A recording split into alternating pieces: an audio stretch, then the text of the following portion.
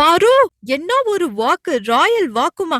BP queen Jhansi ராணின்ற வரிசையில இப்போ பிபி டயானா போட்டுட்டு வந்தாங்க பாரு. Revenge costume, black Dress with red nails. இதெல்லாம் போட்டுட்டு வரதுக்கே வேற லெவல் தில்லு வேணும். ஆன் டாப் ஆஃப் எவ்ரிதிங் பாருவோட கான்ஃபிடன்ஸ்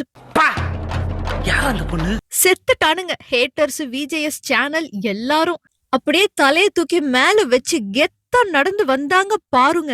எந்த பீஜியம் போட்டாலும் மாசு அள்ளும்.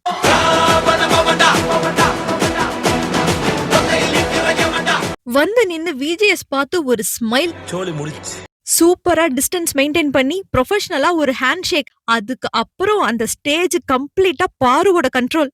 பக்கத்துல விஜேஎஸ்ஏ ஒரு டம்மி பீஸ் மாதிரி நின்னுட்டு இருந்தாரு. இல்லனாலும் அவர் டம்மி தான். பாருவோட கெஷஸ்லாம் அவ்வளவு ப்ரொஃபஷனலா இருந்தது. ஏன்னா அவங்க எப்பயுமே ப்ரொஃபஷனலிசம் ரொம்ப மெயின்டைன் பண்ணுவாங்க. சார்ன்னு தான் கூப்பிடுவாங்க. ஹக் எல்லாம் எக்ஸ்பெக்ட் பண்ண மாட்டாங்க. அப்புறம் இந்த அல்பங்க மாதிரி கூலிங் கிளாஸ் கொடுங்கன்னு கேட்க மாட்டாங்க. நெவர். அவ்வளோ கிளாஸுங்க பாரு.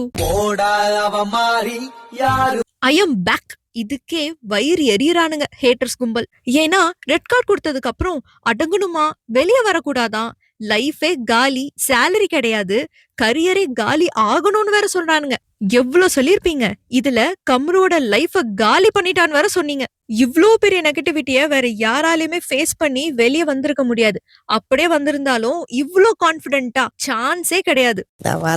ஸ்கீம் டிராவோட ஃப்ராட் வேலை ஊருக்கே தெரிஞ்சிடுச்சு. இதுக்கெல்லாம் சாரி கேட்கணும்னு அவசியமே கிடையாது. பட் ஸ்டில் பாரு சோஸ் கைண்ட்னஸ். எனக்கு ரொம்ப பிடிச்சிருந்தது. இந்த வீட்டை விட்டு வெளியில போகும்போது நான் யாருக்காகவும் எதிர்பார்த்து நிக்கல. பல தடவை இந்த வீட்டுல நான் தனியா தான் இருந்திருக்கிறேன்னு சொன்னது.